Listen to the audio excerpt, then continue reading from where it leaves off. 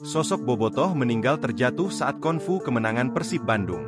Kabar duka dating dari salah satu Bobotoh yang mengikuti konvau menyambut Persib Bandung setelah menjadi juara Liga 1 2023-2024. Konvu penyambutan pulangnya Mark Lok CS setelah merebut gelar juara itu berlangsung di berbagai titik di kota Bandung, Sabtu, 1 Juni 2024.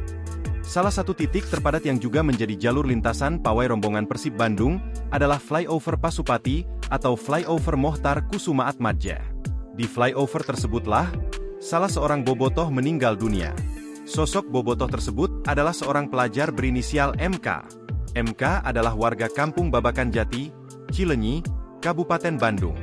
Ia merupakan putra pasangan Abdurrahman dan Kokom Komalasari. Kini, jenazah MK telah dimakamkan pada Minggu, 2 Juni 2024, pagi. Ditemui di kediamannya, Minggu, 2 Juni 2024, Abdurrahman dan Kokom masih merasa terpukul dengan kepergian sang putra.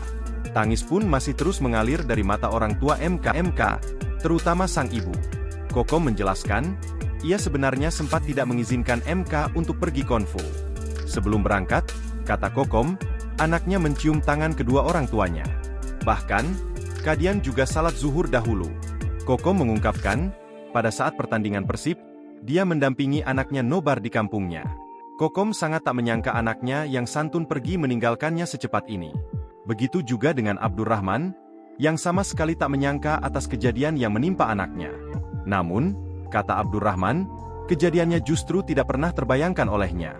Abdurrahman mengatakan, anaknya memang penggemar berat Persib Bandung. Download Tribun X sekarang, menghadirkan lokal menjadi Indonesia.